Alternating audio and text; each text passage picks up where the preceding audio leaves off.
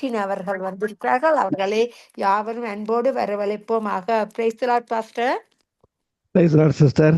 Price the Lord, praise the Lord. வாருங்கள், வந்து கர்த்தருடைய வார்த்தையை பகிர்ந்து கொள்ளுங்கள். நன்றி. ஆமென். தேவனுடைய பரிசுத்த நாமத்துக்கு மகிமை உண்டாதாக. இந்த வேளையிலும் மீண்டுமாய் இணையத்தின் வழியாய் உங்களை சந்திப்பதில் மிகுந்த பெருமகிழ்ச்சி அடைகிறேன். நான் ஜெபித்து கர்த்தருடைய வார்த்தைக்குள்ளாய் நாம் கடந்து செல்வோம். அன்பின் பரலோக பிதாவே, நன்றியோடு துதிக்கிற ஆண்டவரே, கர்த்தர் நல்லவர் என்பதை ருசித்து பாருங்கள். அவர் மேல் நம்பிக்கையா இருக்கிற மனுஷன் பாக்கியவான்றதுக்கு ஆண்டவர் இந்த பூமியிலே எங்களை பாக்கியவான்களாக வைத்திருக்கிறார். ஆண்டவரே, உம்மை கொடுத்த ஒரு அறிவினால் எங்களை வேதம் வெளிச்சமாய் கர்த்தாவே தந்து பிரகாசிக்கிறபடி நாம் நன்றி செலுத்துகிறோம். ஆண்டவரே, வேதத்தை வாசிக்கும் பொழுது உண்மை நாங்கள் அறிந்து கொள்கிறோம். ஆண்டவரே, அப்பேற்பட்ட வேதத்தை எங்கள் மத்திய நீர் போதியும். ஆண்டவரே, எங்கள் வாழ்க்கையிலே வெளிச்சத்தை தருவீராக. இருளான எங்கள் வாழ்க்கையை மாறட்டும். ஆண்டவரே, அப்பேற்பட்ட வார்த்தைகள் என்னை கடந்து நீர் வெளிப்படுத்த வேண்டுமாய் செபிக்கிறோம். கேட்கிறவர்கள் ஆண்டவரே, அவருடைய இருதயத்திலே வெளிச்சம் உண்டாகட்டும், வாழ்க்கையில வெளிச்சம் உண்டாகட்டும். ஆண்டவரே, உடைய கரத்தில் ஒப்புக் கொடுக்கிறோம். ரட்சகர் இயேசு கிறிஸ்து வல்லமுள்ள நாமத்தினால் ஜெபிக்கிறோம் நல்ல பிதாவே, ஆமென். நாம் தொடர்ந்து ஜபங்களை குறித்து நாம் பார்த்து கொண்டு வந்திருக்கிறோம் கர்த்தருடைய பிள்ளைகளே. அந்த ஜபத்துல நம்ம பல காரியங்களை நாம் தொடர்ந்து நம்ம பார்த்து கொண்டே வந்திருக்கிறோம். ஜபத்தினுடைய முக்கியத்துவம் என்ன என்றது இதுவரைக்கும் நாம் தெரியாமல் இருந்திருந்தால், இந்த ஜப காரியங்களை நாம் கேட்கும் பொழுது ஜபத்தோட முக்கியத்துவத்தை நாம் அறிந்து கொள்கிறாக இருக்கிறோம். இந்த ஜபிக்கிற மனுஷனான வெற்றியை உடைகிற மனுஷனாக இருக்கிறான். பார்த்துக்கோங்க, ஒரு தனிப்பட்ட ஆவிக்குரிய வாழ்க்கையில வளர்ச்சி அந்த ஜபமானது எடுத்துக்காட்டுகிறதா இருக்கிறது.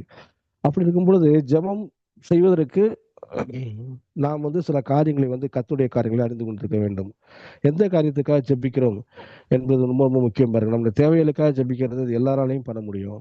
ஆனா ஜெபிக்கும் பொழுது நம் கர்த்தரை குறித்து என்ன நினைக்கிறோம், கர்த்தருடைய காரியங்கள் எப்பேற்பட்டதா இருக்கிறது, நம்முடைய வாழ்க்கையிலே அந்த காரியங்கள் எப்படி செயல்படுகிறது என்பது ரொம்ப ரொம்ப முக்கியம். பாருங்க, அது மட்டும் கிடையாது, நம்ம ஜெபிக்கும் பொழுது கர்த்தரை குறித்து நன்றாக அறிந்து கொண்டு ஜெபிக்கும் பொழுது இன்னும் நம்முடைய ஜெபமானது ரொம்ப ஈஸியாக இருக்கிறது. பாருங்க, நான் கடந்த வாரத்துல ஒரு ஜெபத்தை ஆரம்பித்தோம். இந்த மறுபடியும் அந்த ஜெபத்துல நம்ம தொடருவோம்.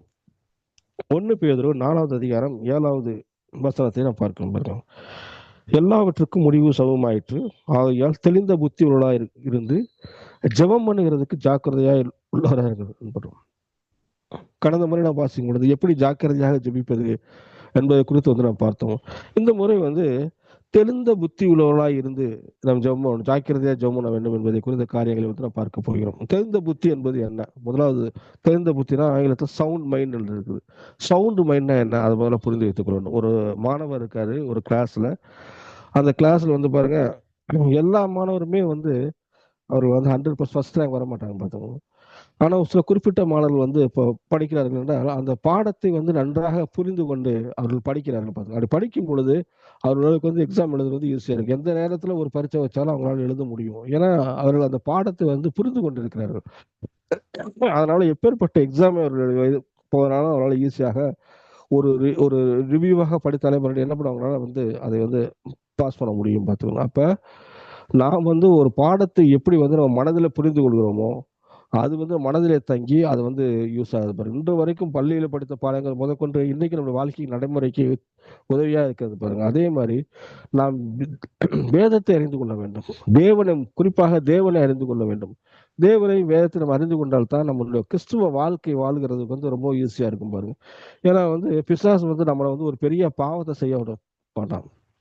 நீங்க கொலை பண்ணுங்க, நீங்க தவறான வாழ்க்கையில வாழுங்க, திருடுங்க, அந்த மாதிரிலாம் சொல்ல மாட்டான். பாருங்க, உங்களை ஒரு பெரிய பாவத்துக்குள்ள தள்ளுறதை விட உங்களை அவனை வழி தப்பி உங்களை ரூட்டு மாத்தி விடுறது, வேற வழிக்கு போறது அவனுக்கு ரொம்ப ஈஸியா இருக்கும். பாருங்க, உங்களுடைய மனதுல தான் முதல்ல ஆப்ரேட் பண்றாங்க பாருங்க.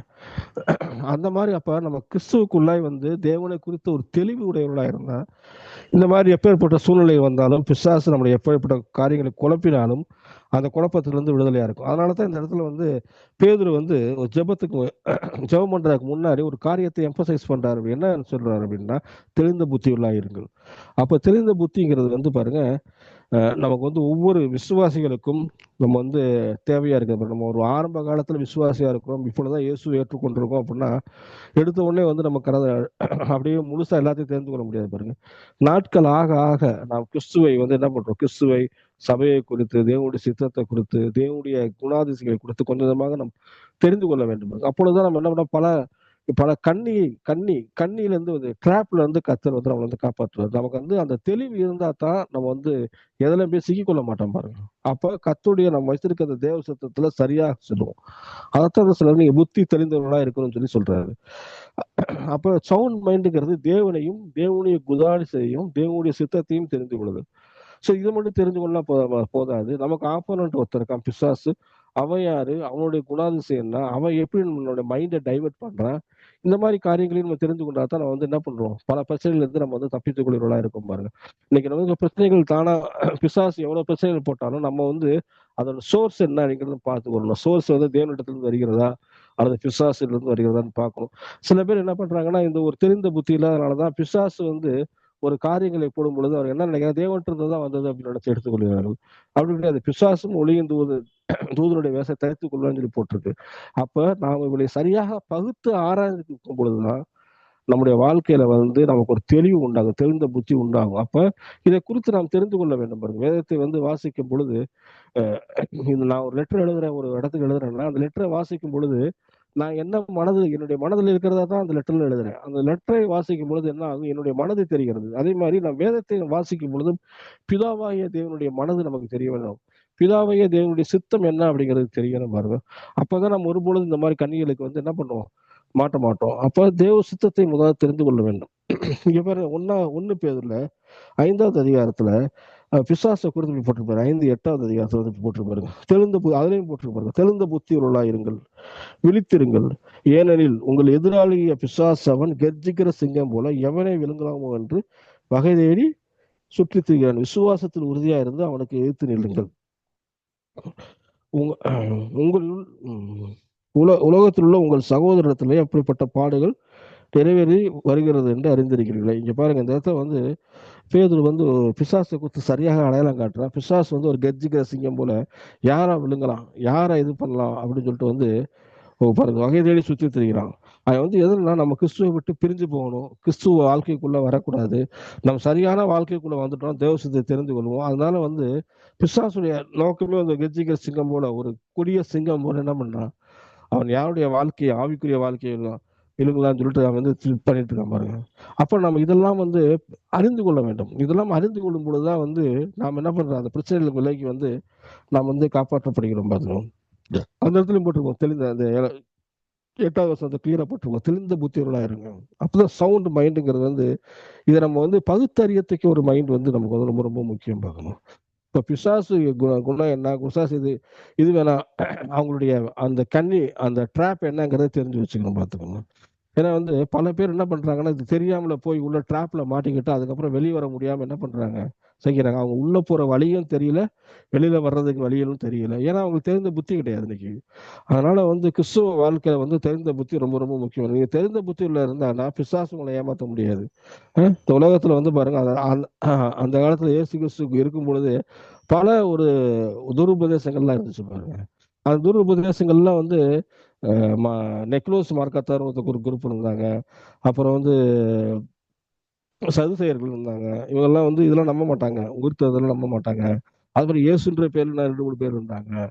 அந்த மாதிரி பல விஷயங்கள் இருக்குது பாருங்க. நிறைய பேர் வந்து அந்த மாதிரி ஒரு தெரிந்த புத்தி இல்லாதனாலதான் என்ன பண்றாங்க, தேவையில்லாத காரியங்கள்ல போய் விசுவாசிகள் போய் மாட்டிட்டு முடிக்கிறாங்க. உலக காரியங்களை போய் மாட்டிக்கிறாங்க, சிற்றின்ப காரியங்களை போய் மாட்டிக்கிறாங்க, டிராப்னு தெரியாம மாட்டிக்கிறாங்க. சரி, சபைக்கு தான் வந்தா என்ன, சபைகள் வந்து நின்றுட்டோம் அப்படின்னா இந்த மாதிரி தேவையில்லாத உபதேசங்கள்ல போய் மாட்டிக்கிறேன். நானும் அந்த மாதிரி வழியால் நான் கடந்து வந்தேன் பாருங்க. பல உபதேசங்கள் வழியாக கடந்து வந்திருக்கிறேன். அவங்க பிரசங்கம் பண்ணும் பொழுதே எனக்கு தெரியும் அவர் எதை குறித்து பேசுகிறார்கள், அவருடைய பின்னணி என்ன, அவர்கள் தேவனை குறித்து மையப்படுத்துகிறார்கள், தேவனை குறித்து சரியான வெளிச்சம் உள்ளவர்களா இருக்கிறார்களா, அதை தேவனை வந்து சரியா நமக்கு ப்ரொஜெக்ட் பண்ணி பேசுகிறார்களா, கர்த்தர் நல்லவர் என்பதை காண்பிக்கிறார்களா, அல்லது வந்து அவருடைய மனதின் குழப்பங்கள் என்னங்கிறது அவருடைய வார்த்தையில் வந்து நமக்கு வந்து தெளிவாக தெரியும். அப்ப தெளிந்த புத்திங்கிறது வந்து இதுதான். தேவனை வந்து பகுத்து ஆராயணும். பகுத்து தேவனுடைய காரியங்கள், தேவனுடைய சித்தத்தை, பிசாசுடைய காரியங்கள், அவன் எப்படி நம்ம ட்ராப்புக்குள்ள கொண்டு வர்றான், இதெல்லாம் நம்ம பார்க்கும் பொழுது பேசும் பொழுது நம்ம என்ன பண்றோம், நம்ம வந்து வேகத்தை அதிகமாய் தியானிக்க வந்து இந்த காரியங்கள் வந்து கர்த்தர் வந்து வெளிப்படுத்துறப்ப இதெல்லாம் தெரிஞ்சுட்டு நம்ம வேகத்தை வாசிக்கும் பொழுது நம்முடைய வேதம் வந்து நமக்கு புரிகிறதா இருக்கிறது பாருங்க. அப்ப பிசாசு வந்து இந்த மாதிரி இருக்கிற, அப்ப தேவன் எப்பேற்பட்டவராக பாக்குற பாருங்க. 2 கொரிந்தியர்ல 2 கொரிந்தியர் 10வது அதிகாரத்துல 3-5 வரைக்கும் நான் வாசிக்கிறேன் பாருங்க. நாங்கள் மாம்சத்தில் நடக்கிறவர்களா இருந்தும் மாம்சத்தின்படி போய் செல்வது அல்ல. எங்களுடைய போராயுதங்கள் மாம்சத்துக்கு எதுவாயிராமல் அரங்கை நிர்மூலக்கிறதுக்கு தேவ பலமுள்ளவர்களா இருக்கிறது. அவைகளால் நாங்கள் தர்க்கங்களையும் தேவனை அறிகிற அறிவுக்கு விரோதமாய் எழும்புகிற எல்லா மேட்டுமையையும் நிர்மூலமாக்கி எந்த எண்ணத்தையும் கிறிஸ்துவுக்குள்ளாய் கீழ்ப்படிய சிறைப்படுத்துவர்களா இருக்கிறோம். பாருங்க, ஒரு மேன்மையான கிறிஸ்தவருடைய ஒரு அடையாளம். ஏன் மேன்மையான கிறிஸ்தவ அடையாளம்னா, இவர் வந்து தேவனை அறிந்து கொண்டிருக்கிறார்கள். அதனால வந்து தேவனை அறிகிற அறிவுக்கு விரோதமான காரியங்கள் எந்த ஒரு காரியமா இருந்தாலும் அவங்க என்ன பண்றாங்கன்னா, கிறிஸ்துவனுடைய அந்த எண்ணத்துக்கு கீழே என்ன சிறைப்படுத்துவர்களா இருக்கிறார்கள். அது மட்டும் கிடையாது, இவர்கள் மாம்சத்தின்படி போர் செய்வார்கள். எந்த ஒரு பிரச்சனையுமே வந்து மாம்சத்துல எப்படி டீல் பண்ணலாம், எப்படி குறுக்கு வழியில போய் அந்த பிரச்சனையை சால்வ் பண்ணலாம் அப்படிலாம் இல்லை. எந்த பிரச்சனையுமே தேவ சமூகத்தை போய் வைக்கிறவங்க. அவருடைய பிரச்சனை வந்து அவங்களுடைய அந்த போராட்டம் வந்து யுத்தம் வந்து எங்க நடக்குதுன்னா ஜெபத்துல நடக்கிறது. ஜெபத்துல எந்த காரியத்திலுமே மேற்கொள்வதா இருக்கலாம். அதான் ஜெபம் ரொம்ப ரொம்ப முக்கியம் பாருங்க. அதான் சொல்ற இந்த இடத்துல வந்து கிறிஸ்துவை தேவனை அறிகிற அறிவுக்கு விரோதமான எண்ணங்கள் நல்லா பார்த்தோம். வேதத்தை வந்து வாசிக்கும் பொழுது சில காரியங்கள் நம்மளை குழப்பம், பிரசங்கம் கேட்கும் பொழுது சில காரியங்கள் நம்மளை குழப்பம். அப்ப தேவனை குறித்த சரியான அறிவு உங்களுக்கு இருந்தா அதுக்கு விரோதமா எந்த எண்ணங்கள் வந்தாலும் அதை உங்களால சரி செய்ய முடியும். அப்படி இல்லை, நம்ம வந்து எந்த ஒரு தேவனை குறித்த எண்ணங்களோ மற்ற காரியங்களோ இல்லாமல் இருந்திருந்தால் பிசாசு வந்து என்ன பண்ணிடுவான்னா நமக்குள்ள தேவையில்லாத கலைகளை வந்து விதைத்து விட்டு போயிடுவோம். அப்ப நாம் கிறிஸ்துவுக்குள்ளாய் இருக்கும் பொழுது, கிறிஸ்துவுக்குள்ளாய் வளரும் பொழுது தேவனை குறித்த சரியான எண்ணங்கள் வந்து ரொம்ப ரொம்ப முக்கியம் கிடையாது. இன்னும் சில காரியங்களை கத்தரை கொடுத்து பார்ப்போம் பாருங்க. இந்த பிசாசு குறித்து ஒரு காரியத்தை பார்க்கிறோம் பாருங்க. யோவான் 10:10 பிசாசு குறித்து இப்படியாக போட்டு பாருங்க. யோவான் 10வது அதிகாரம் 10வது வசனம் பாருங்க.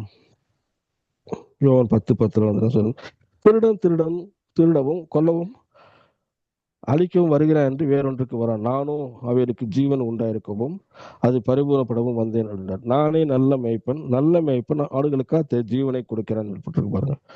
நல்லா பாருங்க, இயேசுவை குறித்தும் பிசாசுவை குறித்தும் ஒரு கம்பாரிசன் வந்து அதில் போட்டு பாருங்க. பிசாசுடைய நோக்கம் என்ன, உங்களோட வாழ்க்கையில வர்ற நோக்கம் என்ன, உங்கள்கிட்ட வந்து ஒரு செய்தி திருடணும், உங்களை வந்து என்ன பண்ணணும், கொல்லணும், உங்களை வந்து அழிக்கணும். இதுதான் உங்களுடைய நோக்கம். ஒருவேளை வந்து மாம்சத்துல அழிக்கலாட்டியும் பரவாயில்ல, உங்களோட வந்து ஆவிக்குரிய வாழ்க்கையை வந்து காலி பண்ணணும். இதுதான் அவனுடைய நோக்கம். ஆனா கத்தர் வந்து என்ன பண்றது, ஜீவனை கொடுக்க வருகிற தேவன். அப்ப நம்முடைய காரியங்களை, நம்முடைய வாழ்க்கையில நடக்கிற காரியங்கள் வந்து யார்கிட்ட இருந்து வந்தது, எந்த சோர்ஸ்ல இருந்து வந்தது, அந்த ஒரு அறிவு வந்து நமக்கு இருக்கணும் பாருங்க. பிசாசு என்ன பண்றான்னா, நான்லாம் பல பேர் பார்த்துருக்கேன், என்னுடைய குழந்தைய வந்து எடுத்துக்கிட்டான், சின்ன வயசுல மருந்து போனது கத்தர் தான் எடுத்துக்கிட்டாரு அப்படின்னு சொல்லி இந்த மாதிரிலாம் சொல்றாங்க. ஆனா வந்து இந்த இளவயதின் மரம் அப்படின்னா வந்து இயேசு கிறிஸ்து நிறைய பேர் வந்து உயிர்த்தெழுத வச்சிருக்காரு.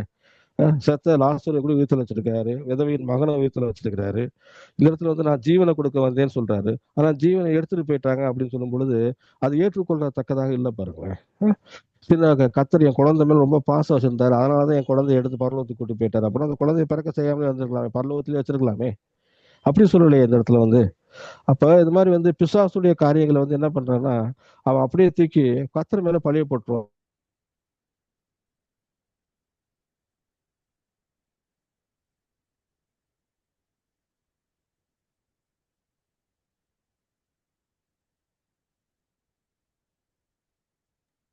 Praise the Lord, Pastor.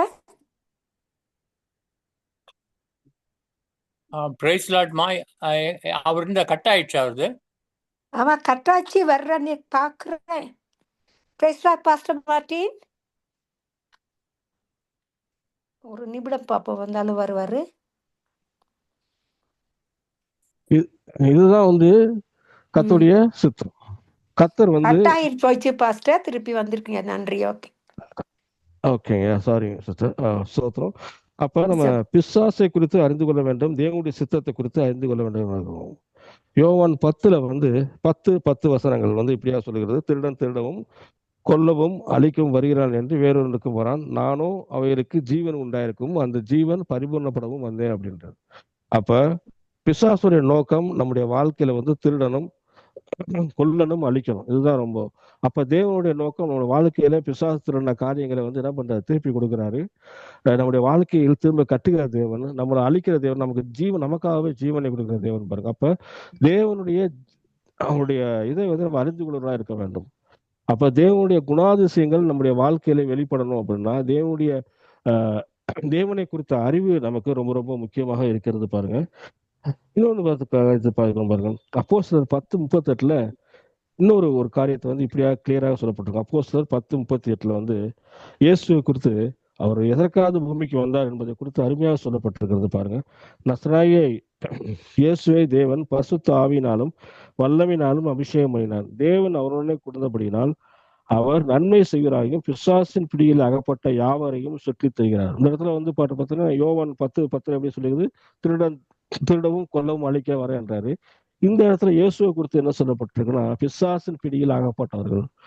இந்த கர்ஜிக்கிற சிங்கத்தை போல பிசாசு வந்து யாரை விலங்குலாகாமோ என்று விலங்குற ஆட்கள், பிசாசிலிருந்து தங்களுடைய உடைமைகளை திருட ஒப்பு கொடுத்த திருட போனவர்கள், பிசாசன அழிவை சந்தித்தார். அவர் எல்லாவற்றையும் என்ன பண்றாருன்னா, இயேசு கிறிஸ்து வந்து எல்லாத்தையும் மீட்டுக் கொள்கிறார். பிசாசின் பிடியிலிருந்து யாவற்றையுமே வந்து என்ன பண்றாரு, திரும்ப எடுத்துக்கிறாரு பாருங்க. அதற்காகவே இயேசு பூமிக்கு வந்தான்னு சொல்லி போட்டிருக்கு. அப்ப இயேசுவை குறித்த ஒரு காரியங்கள் ரொம்ப ரொம்ப முக்கியம். ஒரு தெரிந்த புத்தி நம்ம வந்து இருக்கணும் பாருங்க. பிசாசுனா என்ன, கத்தர்னா என்ன என்ற காரியங்கள் வந்து ரொம்ப ரொம்ப முக்கியமான காரியங்களாக வந்து நம்ம தெரிந்து கொள்ள வேண்டும் பார்க்கணும். அப்ப தேவன் வந்து என்னைக்குமே நன்மையின் தேவனாக இருக்கிறார். அவர்கிட்ட வந்து தீமை கிடையவே கிடையாது பாருங்க. நீங்க யாக்கோபுல வந்து இப்படியாக சொல்லப்பட்டிருக்குது. யாக்கோபு 1:17 வாசித்தோம் என்றால் நம்ம சொல்லுகிறது, நன்மையான எந்த ஈவும் பூரணமான எந்த வரமும் பரத்தில் உண்டாகி ஜோதிகளின் பிதாவினிடத்திலிருந்து இறங்கி வருகிறது. அவரிடத்தில் யாதொரு மாறுதலும் யாதொரு வேற்றுமையின் நிழலும் இல்லை. இங்க பாருங்க, இந்த இடத்துல வந்து போட்டிருக்குது, அவர்கிட்ட எந்த ஒரு ஷேடுமே இல்லைன்னு போட்டிருக்கு. தேவன் வந்து ஒரு டிரான்ஸ்பரண்டா கிளியரா இருக்காரு. எதுல கிளியரா இருக்காருன்னா, தேவன் வந்து நன்மையிலே கொடுக்கிற தேவன், பரிபூர்ணமான வரத்தை கொடுக்கிற தேவன். அது எங்க இருந்து வரும்னா, பர்வத்திலிருந்து பிதாவாய தேவனிடத்திலிருந்து இறங்கி வருகிறது.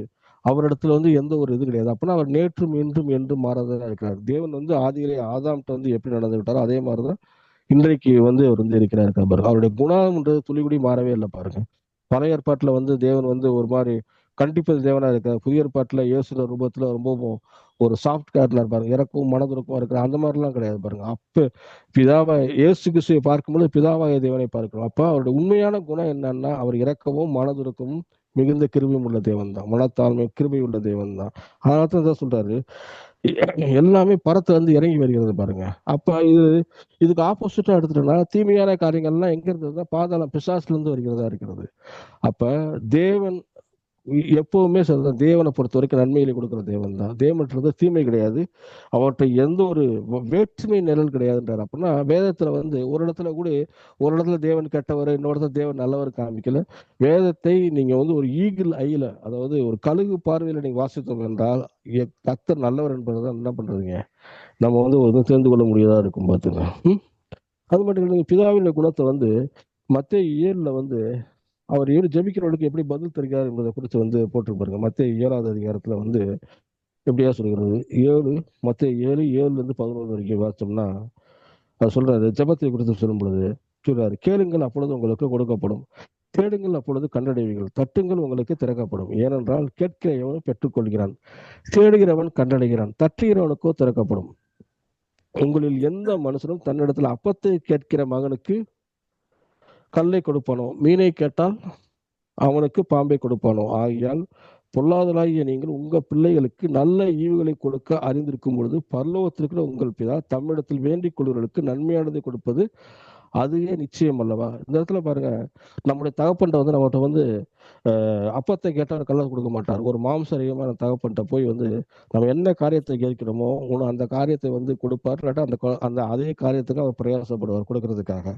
மீனை கேட்டால் யாரும் என்ன பண்றாங்க, பாம்பை கொடுக்க மாட்டாங்க. அப்ப இந்த உலகத்துல வாழ்கிறோம் நாம் சொல்ற இடத்துல வந்து பொல்லாதலாகிய நீங்கள் அப்படின்னு இருக்கு. அப்ப இது உலக காரியத்துல ஒரு உலகத்தாரை குறித்துப்பட்டு இருக்காங்க. உலகத்தார்கள் வந்து பொல்லாத மனுஷா இருந்தாலும் தன்னுடைய பிள்ளைக்கு வந்து என்ன பண்றாங்க, நல்ல தகப்பனாக இருக்கிறாங்க. அப்பேற்பட்டவர்கள் வந்து பாருங்க, அப்பேற்பட்டவர்களே வந்து நன்மையான காரியத்தை செய்யணுன்ற போது அதை காட்டிலும் கோடி மடங்கு நம்முடைய பிதாவாகிய தேவன் நல்லவர் பாருங்க. அவர் பரலோகத்துல வந்து என்ன பண்றாருன்னா, தம்முடைய வேண்டிக் கொள்வர்களுக்கு நன்மையான காரியங்களை கொடுக்கிறார். தீமை அவரிடத்தில் கிடையாது. இதை பார்த்தோம், தீமை அவரிடத்துல இல்லை, யாதொரு வேற்றுமை நிழலும் அவரிடத்துல இல்லை. அவர் ஜீவனை கொடுக்க வந்திருக்கிறான்னு சொல்லப்பட்டிருக்கிறது. இந்த இடத்துல வந்து அதிக நன்மைகளை கொடுப்பார்னு சொல்லி போட்டிருக்கிறது. ஏன்னா ஒரு சாதாரண உலக மனுஷனே தன் பிள்ளைக்கு வந்து நல்ல தகப்பனா இருக்கும் பொழுது பரலோகத்தின் தேவன் அவர் நமக்காகவே கல்வாரி சிலுவைக்கு வந்தாரு, மாட்டுக்கொட்டைக்கு வந்தாரு, சிறுவில் ரத்தத்தை சிந்தினாரு. அப்பேற்பட்ட தேவன் நமக்கு நன்மையான காரியங்களை கொடுப்பது அதிக நிச்சயம். அதனால வந்து நாம் வேதத்தை குறித்த ஒரு தெளிவு, பிதாவைய தேவனை குறித்த ஒரு தெளிவு வந்து இப்படியே இருக்குன்னு பார்த்துக்கணும். இதை நீங்க ஒரு சம்பவத்துல நம்ம பார்க்கலாம்னா, இந்த கெட்ட குமாரன் கதை பாருங்க. அந்த கெட்ட குமாரன் கதையில வந்து பார்க்கலாம். லூக்கா 15வது அதிகாரத்துல அந்த கதை வருகிறது பாருங்க. லூக்கா 15வது அதிகாரத்துல இருந்து 11வது வசனத்திலிருந்து 32வது வசனத்துல இருந்தா இந்த கதை வந்து போட்டிருக்கு. இந்த கதைக்கு எப்படி ஹெட்டிங் வைத்திருக்காரா, கெட்ட குமாரன் வைத்திருப்பாங்க. இன்னொரு இடத்துல போய் வேணா ஹெட்டிங் வச்சிருப்பானா, காணாமல் போன குமாரன் வச்சிருப்பாங்க. ஏன்னா ஆக்சுவலா வந்து நம்ம எல்லாம் வந்து என்னைக்குமே ஒரு காரியத்துல வந்து ஒரு ஒயிட் கலர் சட்டை போட்டு வந்திருக்கோம்னா, ஃபுல் ஒயிட் ஷர்ட் இருக்கு அப்படின்னா அதுல ஒரு இடத்துல வந்து ஒரு லைட்டா இங்க் இருந்துச்சுன்னா நம்மளுடைய பார்வை வந்து அந்த இங்கு மேலதான் இருக்கும். மற்றபடி யார் அது போட்டிருக்கிறதும் அப்படிதான் பார்ப்பாரு, வெளில இருந்து பாக்குறவங்க அப்படிதான் பார்ப்பாங்க. அவங்க நேரம் பாக்குற இந்த இடத்துல ஒரு கரை இருக்கு அந்த மாதிரி பார்ப்பாங்க. அது மாதிரி இந்த கதையில வந்து உண்மையான ஹீரோ வந்து வந்து அவர் தகப்பன் தான். ஆனா நம்ம என்ன சொல்றோம், அந்த கதைக்கு வந்து கெட்ட குமாரன் பேர் வச்சிருக்கோம் பாருங்க. ஆனா உண்மையான அந்த கதையோட தலைப்பு வந்து நல்ல தகப்பன் தான் பேர் வச்சிருக்கணும். அதுதான் நிறைய ஒரு சரியான ஹெட்டிங்கா இருக்கும். சரி, இந்த கதையில வந்து ஒரு முக்கியமான ஒரே ஒரு காரியத்தை பார்த்து, இந்த கதை எல்லாத்துக்கும் தெரியும். நம்ம எல்லாம் சண்டே கிளாஸ்ல இருந்து கேட்டிருப்போம். ஒரு மனுஷனுக்கு 2 குமாரர்கள் இருந்தார்கள். அதுல இளையவன் வந்து என்ன பண்றாருன்னா, ஆசையை கேட்டு வாங்கி அவன் தூர தேசத்துக்கு போய் தவறான வழியில தன்னுடைய ஆசையை செலவழிக்கிறான். பணம் தீர்ந்து போச்சு, கையில காசு இல்லை. இப்ப என்ன பண்றதுன்னு தெரியல. ஒரு பன்றி மேய்க்கிறவர்கிட்ட போய் உட்காந்து அவங்களுக்கு கீழே வந்து வேலை செய்யறான். அந்த பன்றியின் தவிட்டை தின்க ஆசையா இருந்தா அதுல தவிட்டை எடுக்க சாப்பிட போகும்போது அந்த வேலைக்காரனால அந்த எஜமானால கடிந்து கொள்ளப்படுகிறான் பாருங்க. அப்போ அவனுக்கு ஒரு சம்பவம் நடக்கிறது. இது வரைக்கும் நம்ம எல்லாத்துக்கும் தெரியும் பார்த்துக்கணும். அப்போ ஒரு சம்பவம் நடக்கும் பொழுதுதான் அவர் வந்து 17 வசனத்துல இப்படியா சொல்லப்பட்டிருக்கிறது பாருங்க. 17 வசனத்தை நான் வாசிக்கிறேன். 15, 17. அவனுக்கு புத்தி தெளிந்த போது அவன், என் தகப்பனுடைய கூலிக்காரர் எத்தனையோ பேருக்கு பூர்த்தியான சாப்பாடு இருக்கிறது, நானோ பசியினால் சாகிறேன்றார். இந்த இடத்துல பாருங்க, அவனுக்கு வந்து புத்தி தெளிந்ததுன்னு போட்டிருக்கு. இந்த கெட்ட குமாரன் பைத்தியம் சொல்லி ஒரு இடத்துலயும் போடல. ஆனா இந்த இடத்துல புத்தி தெளிகிறது. அப்ப இந்த பைத்தியம் புத்தி தெளிகிறது வேற, இந்த புத்தி தெளிகிறது வேற. இந்த இடத்துல வந்து அவனுக்கு ஒரு காரியத்திலே உணர்வடைகிறான். என்ன காரியத்தை உணர்வடைகிறான் பார்த்தா, அந்த தகப்பனை குறிச்ச ஒரு காரியம் சொல்லி தன்னுடைய வாழ்க்கையில சின்ன வயசுல தகப்பட்ட இருந்தாலும் தகப்பன்ட்ட வளர்ந்தாலும் தகப்பனை குறித்து சரியான அறிவுங்கிறது அவனுக்கு வந்து இல்லாம இருந்துச்சு பாருங்க. ஆனா இன்னொரு இடத்துல போய் ஆஸ்திகெல்லாம் ஒண்ணுமெல்லாம் ஆக்கி செலவழித்து வந்து ஒருத்தன் அங்க அடிமையா வேலை பார்க்கும் பொழுது அவன் தன்னுடைய காரியங்களை மறுக்கும் பொழுது அப்போதான் தன்னுடைய தகப்பனை நினைக்கிறான். நம்மளுடைய தகப்பனை எப்பேற்பட்ட நல்ல தகப்பன் பாருங்க. அந்த தகப்பனை வந்து நம்ம என்ன பண்ணிருக்கோம், பல தடவை வந்து ஒரு மனதை வந்து சேதப்படுத்திருக்கோம் பாருங்க. அப்போ புரிந்து கொள்ளுகிறான், என்னுடைய தகப்பன் வீட்டுல வேலைக்காரன், சாதாரண ஒரு வேலைக்காரனே வந்து நிம்மதியா இருக்கான், சந்தோஷமா இருக்கேன், திருப்தியா இருக்கான், சந்தோஷம் சாப்பிட்றான். நான் பிள்ளையா பிறந்து நான் வந்து என்னுடைய தவறுகள் நிமித்தம் நான் வந்து என்ன பண்றேன், இங்க வந்து கஷ்டப்படுறேன். இன்னொருத்தர் வீட்டுல வந்து வேலை பார்த்துட்டு இருக்கிறேன் பாருங்க. இப்ப என்னுடைய தகப்பனை குறிச்சு உனக்கு ஒரு தெளிவு வந்துச்சு பாருங்க. அன்னொரு மட்டும் கிடையாது, தகப்பனை குறிச்சு இன்னொரு காரியம் நல்லா அறிஞ்சு வச்சிருக்கேன். தகப்பன் வந்து மன்னிக்க தயப்பெருத்தவன். எத்தனை தடவை திரும்பி வந்து அவர்கிட்ட போகும்பொழுது அவர் என்ன பண்றாரு, அவர் வந்து மன்னிக்கிறதுக்கு அவர் ரெடியா இருக்கிறன்றது அப்பதான் அறிந்து கொள்ளுகிறான். அப்பதான் புரிஞ்சுக்கிச்சு, இது வரைக்கும் வந்து ஒரு கில்ட்டி கான்சியஸ்ல இருந்தவன், இது வரைக்கும் ஒரு ஆடம்பர வாழ்க்கையில இருந்தவன், அதுக்கப்புறம் எல்லாம் இழந்து பசியா இருந்தாரு, ஒரு கில்ட்டி கான்சியஸ் இருந்தவன். தகப்பனை குறித்து ஒரு தெளிவு வரும்பொழுதுதான் மீண்டும் அவனை தகப்பனுக்கு நேராக வந்து என்ன பண்றது, அந்த காரியங்கள் வந்து திரும்புறது. அப்போ சொல்றான் பாருங்க 18 வசனத்தை, நான் எழுந்து என் தகப்பனிடத்துக்கு போவேன், போய் தகப்பனே, பரத்துக்கு விரோதமா உமக்கு விரோதமா பாவம் செய்தேன், இனிமேல் உம்முடைய குமாரன் என சொல்லப்படுகிறதுக்கு நான் பாத்திரன் அல்ல, உம்முடைய கூலிக்காரன் ஒருவனாக என்னை வைத்துக் கொள்ளும் என்பேன் என்று சொல்லி எழுந்து புறப்பட்டு அந்த தகப்பன் வீட்டுக்கு வந்தான். அவன் தூரத்திலே வரும்பொழுது அவன் தகப்பன் அவனை கண்டு மனது உருகி ஓடி அவன் கழுத்தை கட்டி கொண்டு அவனை முத்தம் செய்தான். இங்க பாருங்க, இந்த இடத்துல வந்து திரும்பி தகப்பன்ட்ட போகணும், அவர்கிட்ட மன்னிப்பு கேட்கணும், அவர்கிட்ட முடிவு பண்றான். தகப்பனை குறிச்சு ஒரு நல்ல பிக்சர் வந்து அவனுக்கு இப்பதான் ஆசையெல்லாம் செலவழித்து இருந்து முடிந்ததுக்கு அப்புறம் அவன் பாவ வாழ்க்கை எல்லாம் முடிஞ்சதுக்கு அப்புறம் பரிதாபமான வாழ்க்கை வந்ததுக்கு அப்புறம் தான் வந்து தகப்பனை நினைச்சு பாக்குறான். இப்போ இந்த சூழ்நிலையாவது நினைச்சு பாக்குறான்னு சொல்லி சந்தோஷப்படணும் பண்ண பாருங்க. தகப்பனை குறிச்சு ஒரு நல்ல பிக்சர் அவனுக்குள்ள வந்ததுக்கு அப்புறம் தான் அவனுக்கு தெளிவு உண்டாகிறது. தகப்பனை அறிந்து கொள்கிறான். தகப்பன்னா என்ன, தகப்பனுடைய குணாதிசயம் என்ன. ஒரு வேலைக்காரனே இவ்வளவு ட்ரீட் பண்றவர், பெத்த பிள்ளை என்னை கைவிடுவாரா, நிச்சயம் விட மாட்டாரு. நம்ம போய் மன்னிப்பு கேட்டா என்ன என்ன பண்றாரு, அவர் வந்து ஏற்றுக்கொள்வான்றாரு. அது மட்டும் கிடையாது, ரொம்ப தாழ்வு மனப்பாடம் தான் உள்ள வர்றாரு பாருங்க. ஒரு பார்த்த உடனே பாருங்க, தகப்பன் வந்து இவன் போய் ஓடி போய் தகப்பனுடைய காலில் போய் விழணும். ஆனா தூரத்துல தன்னுடைய மகனை கண்டு தகப்பனே ஓடி வராரு. இங்க அதுதான் மேட்ரு. யார் ஓடி வராங்க அப்படிங்கிறது ரொம்ப ரொம்ப முக்கியம் பாருங்க.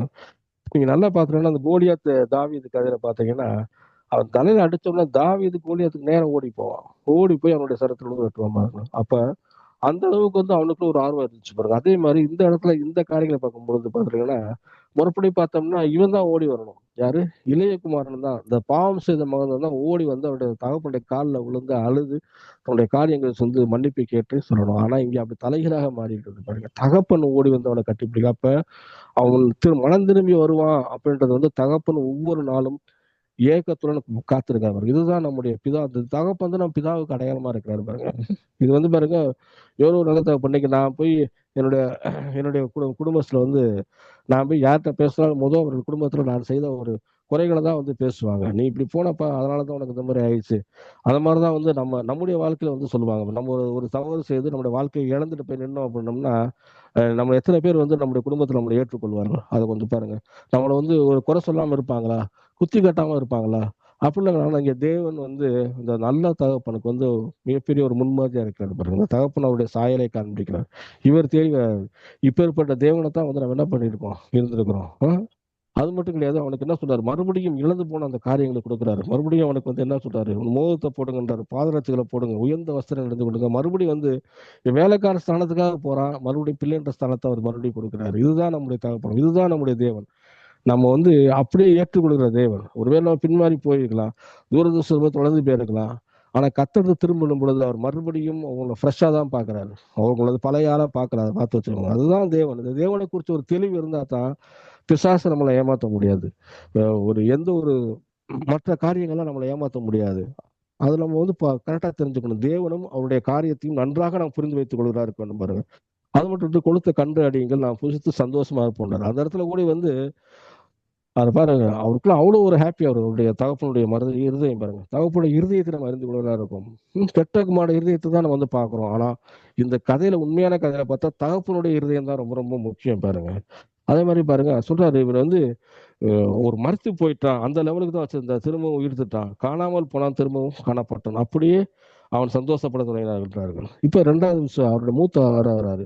இவர் பாருங்க தகப்பனை குறித்து என்ன வச்சிருக்காருன்னு சொல்லிட்டு பாருங்க. அந்த மூத்த ஊழியக்காரர் வந்து கேள்விப்படுறாரு, என்ன ஒரே ஆடல் படல் சந்தோஷமா இருக்கு, கேள்விப்பட்டோம் தம்பி திரும்ப வந்திருக்காருன்னு சொன்ன உடனே இவருக்கு அப்படியே வந்து கோபம் வந்துருச்சு பாருங்க. அதனாலதான் வந்து ஒரு செலிப்ரேஷன் நடந்துகிட்டு இருக்கு அப்படின்னு சொன்னா ஒரு கோவப்பட்டு என்ன பண்றாரு, வீட்டுக்குள்ளேயே போல, வீட்டுக்குள்ளேயே போய் நிற்கும் போது அப்பவும் பாருங்களேன், இவர் வந்து தகப்பன் நோக்கி போல, தகப்பன் தான் வெளியே வந்து இவர் கூட்டி போறாரு. ரெண்டாவது மகனே சொல்றாரு 29வது சொல்லுவது பாருங்க, இத்தனை வருஷ காலமா நமக்கு ஊழியர் செய்தேன் பாருங்க, ஒரு காலம் உடைய கற்பனையை நான் உயரவும் இல்லை, என் சிநேகிதருக்காக நான் சந்தோஷமா இருக்க முடியும், நீர் ஒரு காலம் எனக்கு ஒரு ஆட்டுக்குட்டியை கொடுக்கவில்லை, வேசுகிறத்து தன்னுடைய உம்முடைய ஆஸ்திகள் அழைத்து போட்ட உம்முடைய குமாரனாகிய இவன் வந்த உடனே கொடுத்த கன்றை இவனுக்காக அடிப்பித்தீரே என்றான். அதற்கு தகப்பன், மகனே நீ எப்பொழுது என்னோடு இருக்கிறாய், எனக்குள்ளது எல்லாம் உன்னுடையதா இருக்கிறது, உன் சகோதரனாய் இவனும் மறித்தான், திரும்பவும் உயிர்த்தான், காணாமல் போனான், திரும்பவும் காணப்பட்டான், ஆனாபடியா நாம் சந்தோஷப்பட்டு மகிழ்ச்சியா இருக்க வேண்டும் என்றார். இங்க பாருங்க, இந்த ரெண்டாவது தகப்பன், இந்த மூத்த குமாரன் பாருங்க, இவன் தகப்பனை குறித்து என்ன எண்ணங்கள் வச்சிருக்கான் பாருங்க. இவனை பொறுத்த வரைக்கும் கூடவே இருக்கிறாரு, நான் உண்மையா இருக்கிறேன், ஒரு சுயநீதிமான் மாதிரி இருக்கிறாரு பாருங்க. தான் பர்ஃபெக்டா இருக்கேன், ஆனா நீங்க எனக்கு ஒன்றும் செய்யலாண்டவரே அப்படின்ற மாதிரி தான் இருக்கிறார் பாருங்க. நான் ஒரு சந்தோஷமா இருக்கும்போது என் நண்பரோட சந்தோஷம் ஒரு ஆதரவு கொடுக்கல என்றார். இவர் என்ன சொல்றாரு, என்னுடைய எல்லாம் உங்களுடையதான், என்கிட்ட நீ கேட்டு பர்மிஷன் கேட்டு எடுக்கணும் அவசியம் கிடையாது, நீ எடுத்துட்டு கூட என்று சொல்லலாம், அது வந்து பிரச்சனையும் கிடையாது, நீங்க சந்தோஷமா இருக்கிறது கத்தர் எதிரியும் கிடையாது, ரெண்டு குமாரனே ஒரு பட்சபாதம் பார்க்கல, ரெண்டு குமாரனே ஒரு சரிசமமா பார்க்கிற தேவன் தான். அதனால அவருடைய பிக்சர் பாருங்க, அவருடைய பிக்சர் தூர தேசத்துல இருந்து அந்த இளையகுமாரன் தேவனை குறிச்ச ஒரு நல்ல ஒரு தெரிந்த புத்தி பாருங்க, அவனை தேவன் மறுபடியும் தகப்படத்தில் சேர்க்கிறது. இவன் கூடயே இருக்கிறான், ஆனா இவனுக்கு அந்த தெரிந்த புத்தி இல்லை பாருங்க, அப்பாவை குறித்த ஒரு சரியான ஒரு இது இல்லை பாருங்க. அதனால கூடயே இருந்தாலும் அப்பாவும் இவனுக்கு இடையில மனதுல வந்து பல தூரங்கள் பல கிலோமீட்டர்ஸ் மைல் வந்து ரெண்டு பேர்த்துடைய மனது வந்து தள்ளி இருக்கிறது பாருங்க. அவன் தூர தேசத்துல இருந்தாலும் எழுந்த தெளிந்த புத்தி வந்துன்னா ரெண்டுடைய மனதும் ஒன்றா இருக்கிறது பாருங்க. அதனால வந்து தெளிந்த புத்திங்கிறது ரொம்ப ரொம்ப முக்கியம் பார்க்கணும். நம்ம வந்து எந்த சூழ்நிலையில இருக்கோம் அப்படிங்கிறது முக்கியம் கிடையாது, நாம் தேவனை குறித்து எப்படி நடத்துக்கிறோம், வேகத்தை குறித்து என்ன காட்டுறோம், தேவனுடைய சித்தம்னா என்ன, பிசாசு எப்பேற்பட்டவன், அவன் ஏன் நம்ம சமூகம் வர்றான், எப்படி ட்ராப்பை உண்டு பண்றான், எப்படி நம்மளை நம்ம சபைக்கே சென்றாலும் பல தேவையில்லாத உபதேசங்களை வைத்து நம்மளை மடைமாற்றி விடுகிறான். இவை எல்லாவற்றையும் தெரிந்து கொள்ளணும். இப்படிலாம் தெரிந்து கொள்ளும் பொழுதுதான் நம்முடைய வாழ்க்கை வந்து மாற ஆரம்பிக்கிறது பாருங்க. இவையெல்லாம் தெரிந்து கொள்ளணும்னா நம்முடைய எண்ணங்கள் ரொம்ப ரொம்ப முக்கியம் பாருங்க. கடைசியாக ஒரு வசனத்தை நான் வாசித்து நான் முடிக்கிறேன் பாருங்க. ரோமர்ல இப்படியா ரோமர் 12 வந்து போட்டிருக்கு. 12:1 பாருங்க. அப்படி இருக்க சகோதரி, நீங்கள் உங்கள் சரீரங்களை பரிசுத்தமும் ஜீவனும் பிரியமுள்ள ஜீவபலியாக ஒப்பு கொடுக்க வேண்டும் என்று தேவனுடைய இரக்கங்களை முன்னிட்டு உங்களை வேண்டிக் கொள்கிறேன். இதுவே நீங்கள் செய்யத்தக்க புத்தியுள்ள ஆராதனை. நீங்கள் இந்த பிரபஞ்சத்திற்கு ஒத்த வேஷம் தெரியாமல் தேவனுடைய நன்மையும் பிரியமும் பரிபூர்ணமான சித்தம் இன்னதென்று பகுத்தறியத்தக்கதாக உங்கள் மனம் புதிதாக வருவார்கள். அப்ப தேவனை குறித்து தெரியணும். 2வது வருஷத்தின்படி தேவனுடைய நன்மைனா என்னன்னு தெரியணும். தேவனுடைய பிரியத்தும் அவருடைய இருதயங்கள் பிரியம்னா என்ன பண்ணும், பரிபூர்ணமான தேவனுடைய சித்தம் எல்லாத்தையும் தெரிஞ்சு கொண்டா தான் நம்ம என்ன பண்ணோம், நம்முடைய மனதானது புதிதாக்கப்படுகிறது. தெளிந்த மனதுக்கு நிறைய வருகிறது. பார்த்துக்கோங்க. எதெல்லாம் கொடுக்கறதுன்னா, இதெல்லாம் நம்ம வேகத்தை வாசிக்க வாசிக்க வாசிக்க இந்த உலகத்துல ஒத்து வேலை செய்ய நம்ம வந்து பிரிச்சு பார்க்கணும். உலகம்னா என்ன, மாமிசம்னா என்ன, பிசாசுனா என்ன, தேவன்னா என்ன, தேவனுடைய இதெல்லாம் பிரிச்சு பாசிக்கும் பொழுதுதான் கத்தரை குறிச்சு ஒரு தெளிவான இளையகுமாரன் போல ஒரு தெளிவான பிக்சர் நமக்குள்ள வரும். பிதாவாகிய தேவனை குறிச்சு வரும், வேதத்தை குறிச்சு வரும், தேவ சித்தத்தை குறிச்சு வரும். இதுதான் நம்முடைய வாழ்க்கையில வந்து நம்முடைய வாழ்க்கை மிகப்பெரிய முக்கியமான காரியமா இருக்கும் பாருங்க. அதனால வந்து இவைகள் வந்து ரொம்ப ரொம்ப முக்கியம். தேவனை குறித்த ஒரு தெளிவு தான். இந்த தெளிவோடு நாம் ஜெபிக்கும் பொழுது அந்த காரியங்கள் நம்ம நடக்கிற பாருங்க. இந்த தெளிவு தான் நம்ம சரியான ஜபத்துக்கு நேரம் நம்மளை வழி நடத்தும்.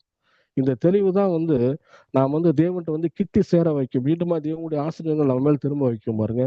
இது நமக்கும் தேவனுக்கு இடையில உள்ள அந்த தூரம் வந்து குறைஞ்சிரும். நமக்கும் வேதத்துக்கு இடையில உள்ள அந்த தூரம் குறைஞ்சிரும். நம்ம ஜெபிக்கிறவங்களா ஒரு நாளும் இருப்போம் பாருங்க. நாம் ஜெபம் செய்வோம். அன்பின் பரலோக பிதாவே, உங்க நன்றியோடு துதிக்கிற ஆண்டவரே. கட்டாவே அந்த கெட்ட குமாரன் போல ஆண்டவரே, தெரிந்த புத்தி உள்ளா இருந்த ஆண்டவரே, பிதாவை அறிந்து கொண்டான், அவருடைய தகப்பன் அறிந்து கொண்டான். அதே போல ஆண்டவரே, எங்களுடைய மனதை மயக்கிற காரியங்கள், மரியாதை குருடாக்கிற பிசாசின் தந்திரங்கள் எல்லாவற்றையும் கத்தாய் மாற்றி போட்டு அந்த வேத வசனத்தின்படி ஆண்டவரே உம்மை நோக்கி பார்க்கிறோம். ஆண்டவரே, உம்மை நல்லவர் என்று நோக்கி பார்க்கிறோம். கத்தர் எப்படி நல்லவராய் இருக்கிறீர் என்பதை நாங்கள் பார்க்கிறோம். ஆண்டவரே, எங்களை மறுபடியும் ஏற்றுக்கொள்ளும். எங்கள் சூழ்நிலை எல்லாவற்றையும் மாற்றுவீராக ஆண்டவரே. கத்தாவே, தேவனை குறித்து ஒரு தெளிவு உண்டாகட்டும், வேதத்தை குறித்த ஒரு தெளிவு உண்டாகட்டும். வேதத்தினுடைய அந்த அதிசயங்களை பார்க்கும்படி எங்களுடைய கண்கள் எல்லாம் திறந்தருளும் ஆண்டவரே. தெரிந்த ஒரு கண்களாக எங்களை மாற்றுவீராக. உண்மை இன்னார் என்று பார்க்க எங்களுக்கு உதவி செய்வீராக. எங்களுடைய ஆவிக்குரிய கண்கள் திறக்கப்படட்டும். உங்களுடைய அன்பை அறிந்து கொள்ள எங்களுக்கு உதவி செய்யும் ஆண்டவரே. உங்களுடைய கரத்தில் ஒப்புக் கொடுக்கிறோம். ரட்சகர் இயேசு கிறிஸ்து வல்லமுள்ள நாமத்தினால் ஜெபிக்கிறோம் ஜீவன நல்ல பிதாவே, ஆமேன். ஆமேன், ஆமேன். அருமையாக வார்த்தையை கொடுத்தீங்க, ஆசீர்வதித்தீங்க பாஸ்டர். ஆமேன். நாங்கள் தெளிந்த புத்தியர்களாக இருக்க வேண்டும். தெளிந்த புத்தியுள்ளவர்களாக தேவனுடைய சித்தத்தை அறிந்து கொள்ள வேண்டும். கெட்ட குமாரன் எப்படி இருந்து கத்தருக்குள்ள வந்தானோ அது மாதிரி அவன் அந்த புத்தி தெளிந்தபடியா அவன் கத்தரை அறியக்கூடியதாக இருந்தது. அப்படி கூறி கத்தருடைய வார்த்தையை ஆசீர்வித்த எங்களுக்கு கொடுத்த உங்களையும் குடும்பத்தாரையும் கத்தர் மேலுமாக ஆசீர்வதிப்பாராக. வானொலி குடும்ப சார்பாகவும் வாழ்த்துகிறோம், ஆசீர்வதிக்கிறோம். நன்றி பாஸ்டர், நன்றி. God bless you. ஆமேன், ஆமேன். ஆமேன். நன்றி.